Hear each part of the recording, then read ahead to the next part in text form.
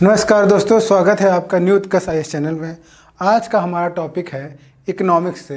हम लोग इकोनॉमिक्स से काफ़ी महत्वपूर्ण टॉपिक पढ़ने जा रहे हैं।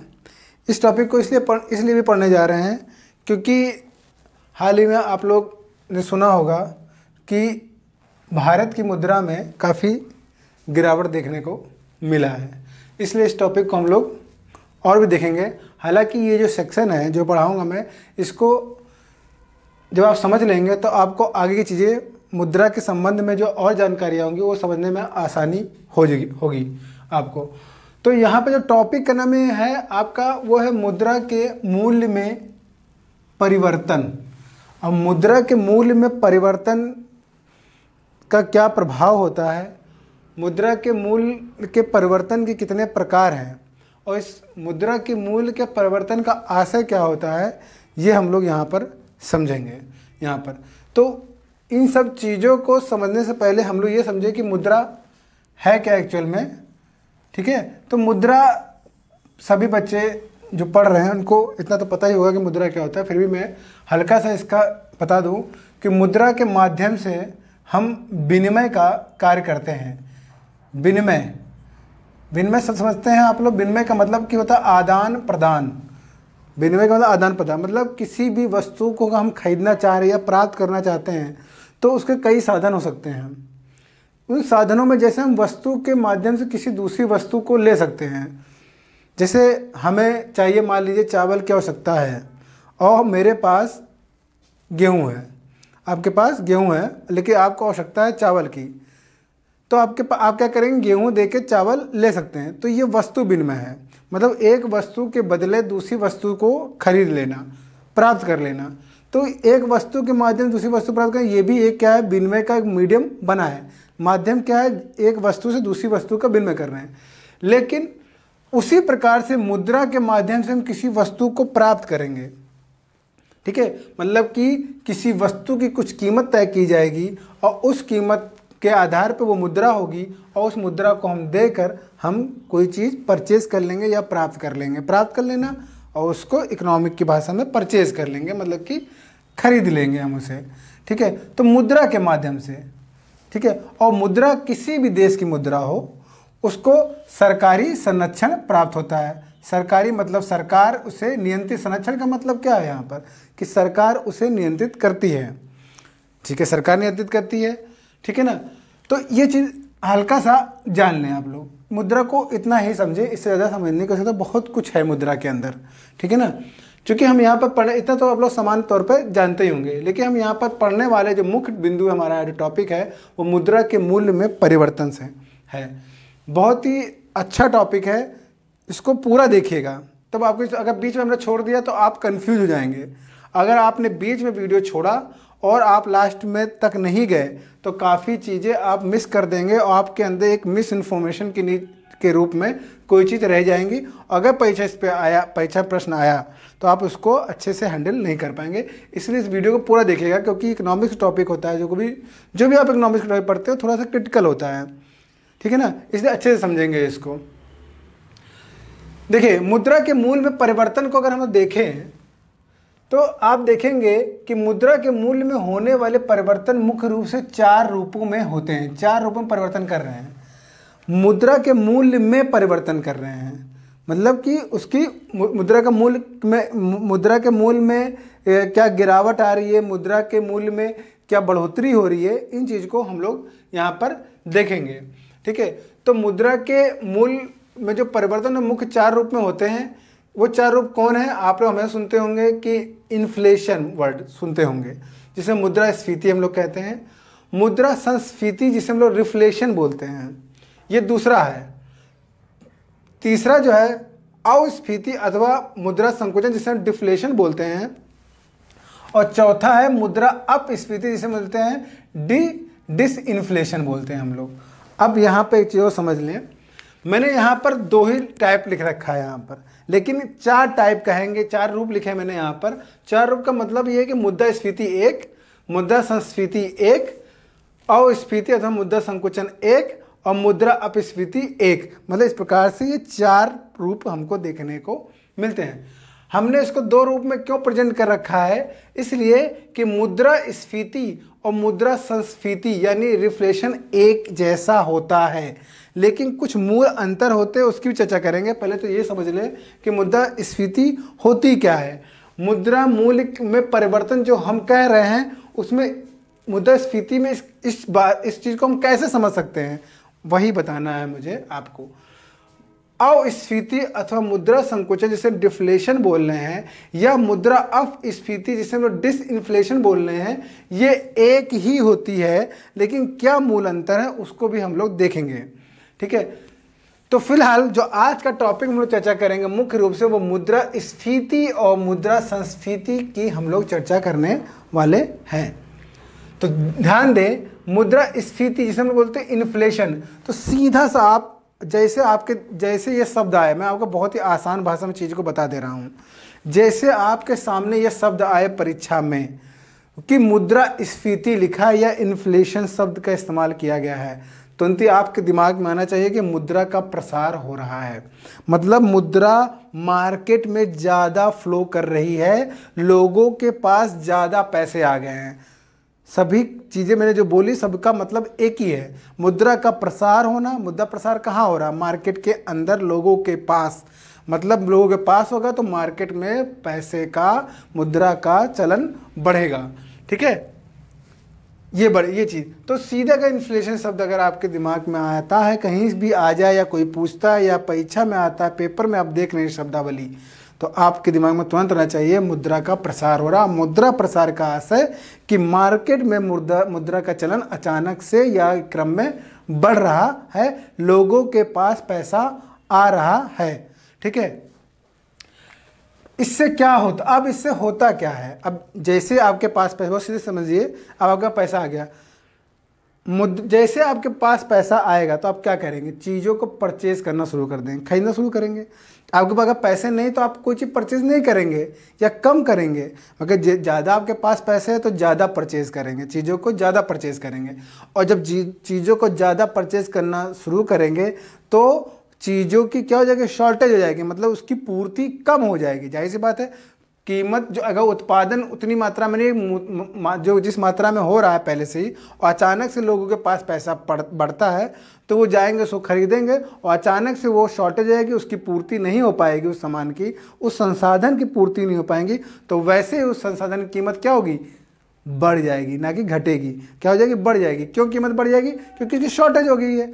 जैसे क्या होता है, कोई भी सामान अगर मार्केट में कम है, जैसे मान लीजिए सोना, एक सीधा उदाहरण लेते हैं, सोना लेते हैं हम लोग। सोना आप महंगा है और चीज़ों की तुलना में ये धातु क्या है, क्यों महंगी धातु मानी जाती है ये?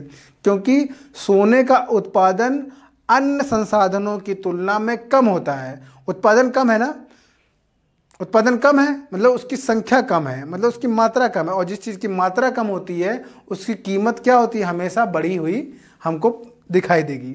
ठीक है, तो उसी प्रकार से कोई वस्तु, फोर व्हीलर्स ले लें या बाइक ले लें या कोई भी वस्तु ले लें, अचानक से देखते हैं सब्जियों के दाम बढ़ गए हैं। इसका मतलब क्या है कि उस सब्जियां क्या है, मार्केट में कम है और उसकी कीमतें बढ़ी हुई हैं। उसके पीछे और कारण क्या होता है वो भी हम लोग बात कर लेंगे कि सब्जियां मार्केट में कम क्यों है।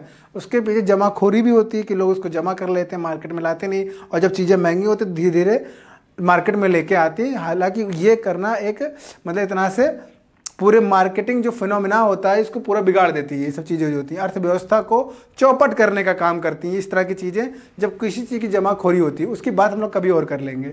लेकिन यहाँ पर हम लोग बात कर रहे हैं मुद्रा स्फीति की, इन्फ्लेशन। मुद्रा की स्फीति हो रही है, मतलब अचानक से मुद्रा का प्रसार हो रहा है, और जैसे ही प्रसार हुआ वस्तुओं की कीमतें बढ़ जाएंगी। अर्थात अब इसका आशय एक और हो गया कि मुद्रा का क्या हो गया। अब मुद्रा जब अचानक से मार्केट में आई और चीज़ें शॉर्टेज हुई, तो मुद्रा जब ज़्यादा प्रसार होता है कहीं किसी मार्केट में, किसी देश के अंदर अगर मुद्रा का प्रसार बहुत तेज़ी होता है तो उस देश की मुद्रा का अवमूल्यन हो जाता है, मतलब अवमूल्यन हो जाएगा। समझ रहे? अब अवमूल्यन कैसे हम तय करेंगे कि मुद्रा का अवमूल्यन हो गया? तो मुद्रा किसी चीज़ की गिरावट और किसी चीज़ का ऊपर उठना, किसी चीज़ तुलना पर ही हम लोग तय कर सकते हैं। तो हम लोग तुलना करते हैं डॉलर के सापेक्ष। तो डॉलर के सापेक्ष हमारी मुद्रा मजबूत हो रही है कि हमारी मुद्रा में गिरावट देखी जा रही है। तो अगर जैसे मान लीजिए कि वर्तमान में, मान लीजिए मैं उदाहरण दे रहा हूँ आप लोग को, कि मान लीजिए कि $1 में आप 60 रुपये परचेज कर सकते हैं, 60 रुपया परचेज कर सकते हैं। और वही क्या हुआ, आगे चलकर इन फ्यूचर में इसकी मूल्य में गिरावट आई, मुद्रा में गिरावट हुई, तो ये आप क्या, तो क्या डॉलर के सापेक्ष क्या होगा, जो ये 60 रुपया हो जाएगा ये हो जाएगा 65 रुपया। मतलब कि जो बंदा $1 में 60 रुपये ले रहा था, अब वो बंदा आज के समय में $1 में 65 रुपये लेके चला जा रहा है। इसका मतलब कि हमारे मुद्रा, हमारे रुपए की कीमत क्या हो गई, गिर गया, मतलब उसका अवमूल्यन हो गया है। सीधे तौर पे समझिए, वर्तमान में देखेंगे तो 75 के आसपास चल रहा है। ठीक है ना? तो ये चीज़ देख लेंगे आप लोग। ठीक है, तो क्रय शक्ति में यहाँ देखेंगे कीमत इस तरह वृद्धि हुई, और जब चीज़ें शॉर्टेज होंगी तो क्रय शक्ति में भी कमी हो जाएगी। यानी कि जब वस्तुएं ही नहीं उपलब्ध होंगी तो हमारी क्रय शक्ति में क्या हो जाएगी, कमी हो जाएगी। हम कम चीज़ें खरीद पाएंगे क्योंकि चीज़ें बहुत ज़्यादा महंगी हो गई हैं। ठीक है, अर्थात वस्तुओं, अब देखिए वही चीज़ जो मैंने आप लोगों को बताई कि वस्तुओं की उपलब्धता की मात्रा कम होगी तुलना में मुद्रा की वृद्धि की। मतलब जितना मुद्रा की वृद्धि हुई है वो अधिक होगी, और मुद्रा और वस्तुओं की उपलब्ध मात्रा हमेशा क्या होगी, कम होगी। तो सीधा संबंध मुद्रास्फीति को इस तरह से आप कनेक्ट कर सकते हैं। उम्मीद करता हूँ इतनी बात तो आपको समझ में आई होगी। अगर इतनी बात समझ गई तो आगे की चीज़ें भी आपको आसानी से समझने लगेंगे। अब मुद्रास्फीति को हम, कई तरीके होते हैं मुद्रास्फीति को प्रेजेंट करने के। मतलब मुद्रास्फीति आई क्यों, मुद्रास्फीति में जब हम लोग देख रहे हैं कि मुद्रा का प्रसार हो रहा है और चीज़ें की कीमतें क्या हो रही, बढ़ती चली जा रही है, तो चीज़ें की कीमतें बढ़ेंगी। तो दो टर्मोलॉजी दिमाग के अंदर रखना है कि मूल्य क्या, मुद्रा का प्रसार बढ़ रहा है और वस्तुओं की कीमतें बढ़ रही हैं सीधे। तो ये चीज़ें, इस चीज़ों के पीछे कई कारण हो सकते हैं। कई कारण कैसे कैसे देखेंगे, जैसे चलन स्फीति एक हम शब्द इस्तेमाल कर लेते हैं। मुद्रास्फीति के अंदर चलन स्फीति हम कहते रहे हैं, ये भी तरह की मुद्रास्फीति है। तो चलन स्फीति क्या कह रहे हैं, क्योंकि कारण के आधार पर हम इसका नाम रख दे रहे हैं चलन स्फीति। चलन स्फीति का मतलब होता है अत्यधिक मुद्रा का निर्गमन, मतलब कि मुद्रा ज़्यादा आ गई है मार्केट के अंदर, वही चीज़। दूसरी होगी साख स्फीति, यानी उदार ऋण नीति, मतलब कि बैंक जो आपके व्यापारिक बैंक हैं, जो वाणिज्यिक बैंक हैं, उन्होंने क्या कर दिया है, इतना उदार ऋण दे दिया कि लोग जल्दी जल्दी क्या ऋण ले, कम ब्याज दरों पर ज़्यादा से ज़्यादा ऋण ले रहे हैं। तो साख स्फीति बोल दी, क्योंकि साख मजबूत कर रही है बैंक। फिर देखते हैं मांग प्रेरित स्फीति, मतलब कि वस्तुओं एवं सेवाओं, ध्यान देंगे दोनों शब्द का इस्तेमाल कर रहे हैं हम यहाँ पर। वस्तुओं की बात कर रहे हैं, सेवाओं की बात कर रहे हैं। वस्तुओं और सेवाओं की बढ़ती हुई मांग, जब बढ़ेगी मांग तो क्या कीमतें अपने आप ही ऊपर उठ जाएंगी वस्तुओं की। ध्यान दें कि जब कोई चीज़ की मांग बढ़ती है तो कीमतें उच्च स्तर पे चली जाती हैं। तो मांग प्रेरित स्फीति, मांग प्रेरित हो क्योंकि मांग ज़्यादा है। जो कारण है, ध्यान दें बार बार मैं बोल रहा हूँ, जो कारण है किसी वस्तु की कीमत बढ़ने के लिए, उस कारण के आधार पर स्फीति का नाम बदल रहा है। ठीक है, चलन स्फीति, साख स्फीति, मांग प्रेरित स्फीति। अब आते हैं लागत प्रेरित स्फीति। लागत प्रेरित स्फीति में क्या होता है, वस्तुओं के उत्पादन लागत बढ़ने के कारण स्फीति हो जा रही है। मतलब कि जो कंपनी किसी प्रोडक्ट को बना रही है, अगर उसमें लागत ज़्यादा आ रही है, मतलब कि उसको बनाने में ज़्यादा पैसे खर्च हो रहे हैं, तो जाहिर सी बात है कि जब वो मार्केट में आएगी वो वस्तु, तो उसकी कीमत बढ़ी हुई होगी, उपभोक्ताओं को ज़्यादा पे करना पड़ेगा। ठीक है, ध्यान देंगे। अब एक और अन्य कारण है हीनार्थ प्रेरित स्फीति। ये नाम जो लोग नहीं सुनने होंगे, पर बहुत लोग सुने भी होंगे, बहुत लोग नहीं भी सुने होंगे, नए बच्चे नहीं सुने होंगे, तो सुन लें। हीनार्थ प्रबंधन जो होता है, और एक होता है जिसे बोलते हैं बजटीय स्फीति भी कहा जाता है। मतलब कि ये सरकार के द्वारा राजकोषीय उपाय के अंतर्गत इसको किया जाता है, यानी कि बजटीय स्फीति है ये। यानी कि सरकार क्या करे कि ज़्यादा से ज़्यादा नोट अगर छाप दे, ज़्यादा से ज़्यादा अगर नोट छाप दे तो मुद्रा स्फीति बढ़ जाती है। हम लोग सामान्य तौर पर अगर नहीं आप जान रहे हैं इकोनॉमिक्स को, अर्थव्यवस्था को सही से नहीं समझ रहे हैं, अगर सामान्य व्यक्ति से अगर पूछेंगे कि सरकार चाहे तो गरीबी दूर कर सकती है, आसानी तो कैसे दूर कर सकती है कि वो ज़्यादा से ज़्यादा नोट छाप दे और उसके बाद गरीबी दूर हो जाएगी और लोगों को बांट दे। तो ऐसा नहीं है, गरीबी फिर भी दूर नहीं होगी, क्योंकि जैसे जैसे लोगों के पास पैसे आएंगे वो मार्केट में चले जाएंगे और चीज़ें क्या हो जाएंगी, महंगी हो जाएंगी, फिर वो नहीं खरीद पाएंगे। ठीक है ना। तो नोट छापना इसका उपाय नहीं है कि किसी भी देश की गरीबी दूर कर दी जाए, कि नोट दे दिया जाए तो उसकी गरीबी दूर हो जाएगी। इससे क्या होगा, पूरी अर्थव्यवस्था किसी देश की चौपट हो जाएगी अगर ज़्यादा से ज़्यादा नोट छाप दिए गए तो। ठीक है, ये बात आप लोग समझ लें। ठीक है, तो हीनार्थ प्रेरित स्फीति क्या होती है कि नोटों को छाप कर मार्केट में उसके चलन को बढ़ाना। और ये ऐसा क्यों करती है, कभी कभी सरकार ऐसा भी करती है। ऐसा कब करती है, जब मुद्रा संकुचन की स्थिति होती है, यानी कि अस्फीति या डिफ्लेशन की स्थिति होती है, तब सरकार ऐसा करती है कि वो कुछ नोटों को छापती है और फिर उस मार्केट में मुद्रा का प्रसार करती है।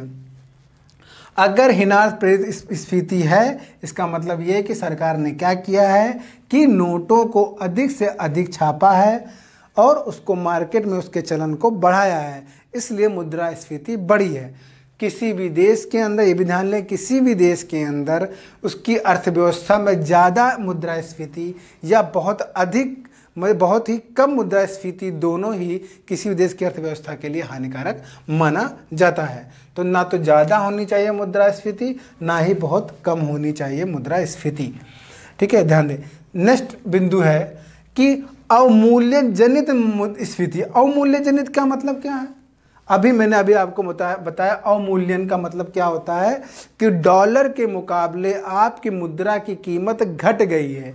यानी उदाहरण के तौर पे यदि $1 में कभी आप 60 रुपये खरीद सकते थे, आज अगर आप $1 में 65 रुपये खरीद पा रहे हैं, मतलब कि ज़्यादा रुपए लेके चले जा रहे हैं, इसका मतलब कि आपके रुपए की कीमत गिर गई है। ठीक है, तो ये ध्यान देंगे। तो अवमूल्यन जनित स्फीति का मतलब ये है निर्यात बढ़ने तथा देश में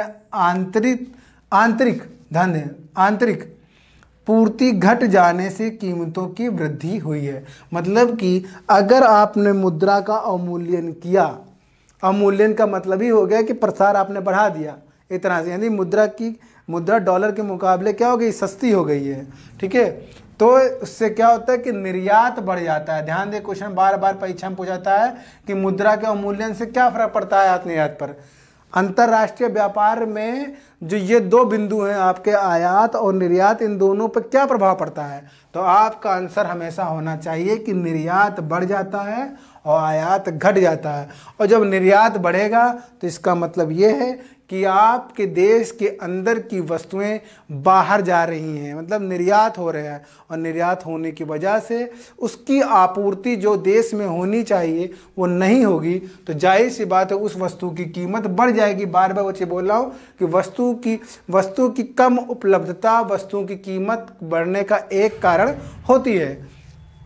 ठीक है, ये चीज़ देखें। अब आते हैं दूसरा बिंदु पे आते हैं, मुद्रा संस्फीति। हमने आपको शुरुआत में ही बताया था कि मुद्रा स्फीति और मुद्रा संस्फीति यानी रिफ्लेशन एक जैसे ही होते हैं, दोनों एक जैसे ही प्रतीत होते हैं, लेकिन मूल अंतर जो होता है उसको हम लोग डिस्कस यहाँ पर करेंगे। मुद्रा स्फीति ये स्वतः हो जाता है, ध्यान दें, ये स्वतः है, एक समस्या है जो सरकार के सामने चैलेंज होता है कि इस मुद्रास्फीति को नियंत्रित कैसे किया जाए। ठीक है, ये स्वतः होता है। ठीक है, लेकिन मुद्रा संस्फीति जिसे बोलते हैं, हम लोग रिफ्लेशन बोलते हैं, ये जानबूझकर किया जाता है। देखें, जानबूझकर मुद्रा और साख की मात्रा में वृद्धि की जाती है। ध्यान दें, जानबूझकर, ऐसा जानबूझ क्यों सरकार करने लगी, क्यों चीज़ें महंगी करेगी जानबूझ के, कोई इसको शौक तो चढ़ा नहीं है कि गरीब यहाँ पर लोगों के पास चीज़ें कम पहुँचे या कीमतें बढ़ जाए।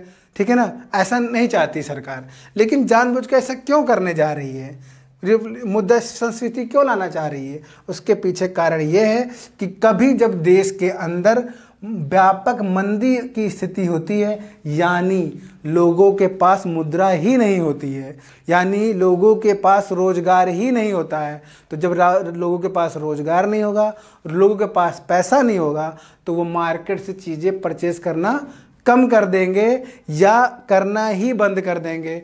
तो जो भी कंपनियां हैं, जो भी अपनी चीज़ें उत्पादन करती है, उनका सामान वहीं पड़े पड़े खराब हो जाएगा। तो जब लोग नहीं करेंगे, इसका मतलब मार्केट, जो आपकी अर्थव्यवस्था जो चल रही थी एक गति के साथ, वह अब चलना बंद हो गई है या बहुत ही धीमी गति से चल रही है। तो जब धीमी गति से कोई अर्थव्यवस्था चल रही है तुलना के आधार पे, तो हमारी विकास दर, हमारी अर्थव्यवस्था के बढ़ने की दर दोनों ही घटेगी। तो हमारी अर्थव्यवस्था मजबूत कैसे होगी?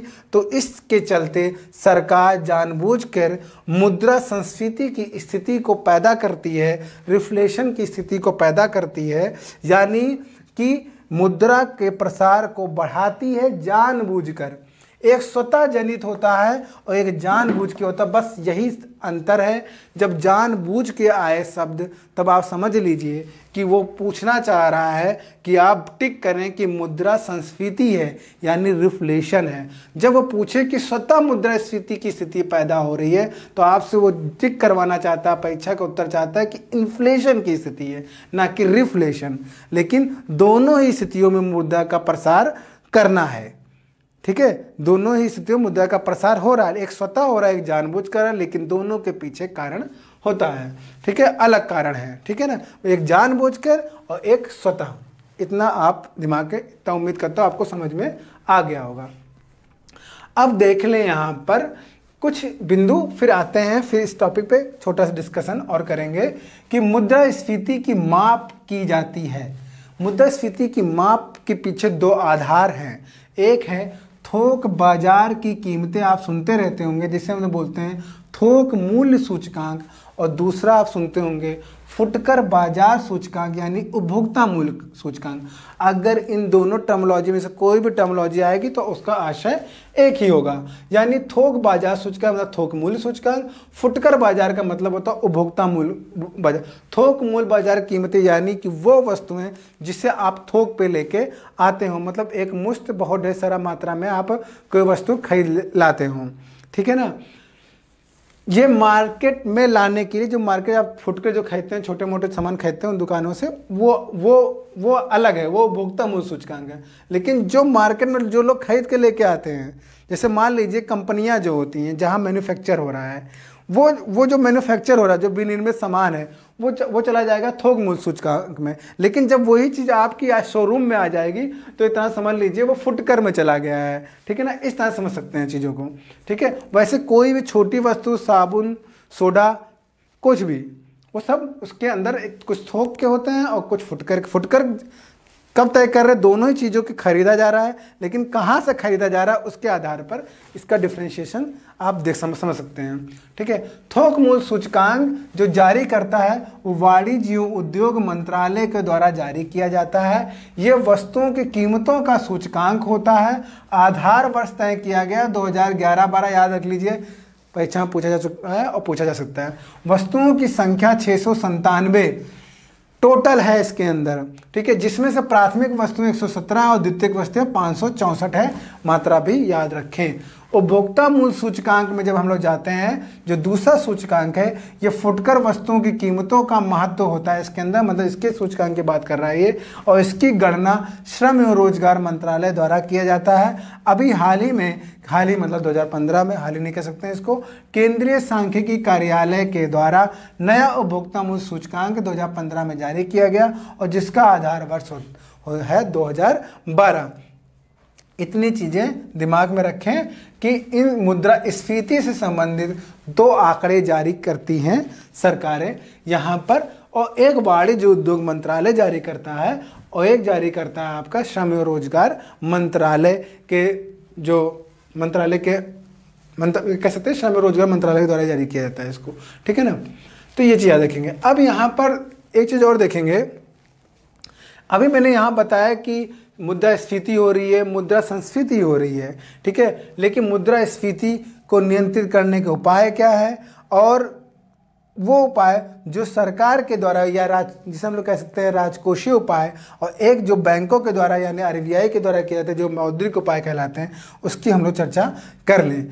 जब मुद्रास्फीति का नियंत्रण किया जाए राजकोषीय उपाय के रूप में, यानी सरकार के द्वारा जो किया जाता है, वो संतुलित बजट अगर पेश करे तो हो सकता है, सार्वजनिक व्यय पे नियंत्रण रखे, प्रगतिशील करारोपण मतलब टैक्स ज़्यादा इम्प्लीमेंट करेगा तो जाहिर सी बात है पैसा क्या हो जाएगा, अगर टैक्स लगा दिया गया लोगों के ऊपर, वस्तुओं पर टैक्स लगा दिया गया, आपकी इनकम पर टैक्स बढ़ा दिया गया, तो जाहिर सी बात है कि सरकार आपसे पैसा खींच रही है, मतलब कि जो पैसे का प्रसार है वो आपसे कम कर दे रही है, ठीक है। तो ये हो गया। बचतों को प्रोत्साहित कर रही है, मतलब सरकार कह रही है लोगों से कि ज़्यादा से ज़्यादा बचत करें, ठीक है। तो ज़्यादा बचत करेंगे तो कम से कम वस्तुएं खरीदेंगे, आप बचत पर ज़्यादा ध्यान देंगे, ठीक है।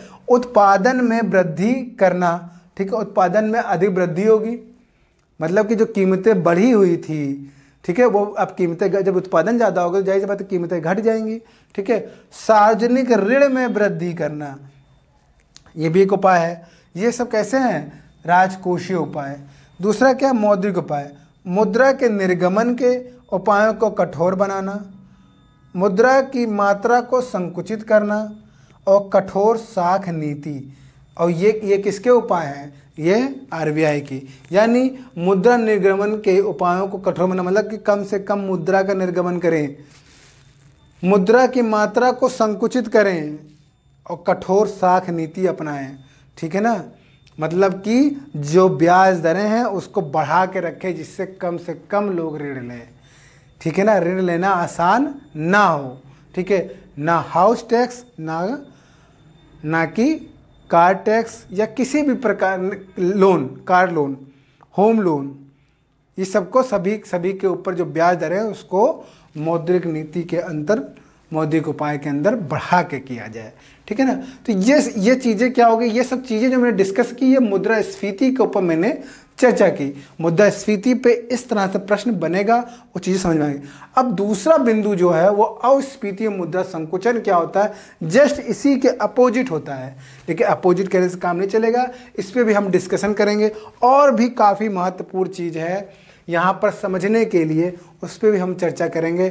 यदि आपको ये वीडियो अच्छा लगा हो तो नेक्स्ट वीडियो आपको अगर देखना नेक्स्ट वीडियो आप चाहते हैं कि इसके ऊपर बने, तो इस वीडियो को अधिक से लाइक शेयर सब्सक्राइब करें और कमेंट करें कि हाँ सर मुझे दूसरा वीडियो चाहिए, मुद्रा अस्फीति, मुद्रा संकुचन पे भी हमें जानना है। हालांकि जब मैं इस चीज़ों को बताया हूँ तो आपको आइडिया तो लग ही गया होगा कि अस्फीति मुद्रा संकुचन क्या होता है, मगर फिर भी मैं इसको डिस्कस करूँगा और इस पर क्या महत्वपूर्ण बिंदु है उसकी भी चर्चा करूँगा। और परीक्षा के लिए परीक्षा में किस तरह से इस प्रश्न पूछा जा सकता है वो भी मैं आपको यहाँ पर बताऊंगा। तो उम्मीद करता हूँ आपको वीडियो काफ़ी पसंद आया होगा, इसलिए इस वीडियो को अधिक से अधिक लाइक करें, शेयर करें, सब्सक्राइब करें। आज के लिए इतना ही, धन्यवाद।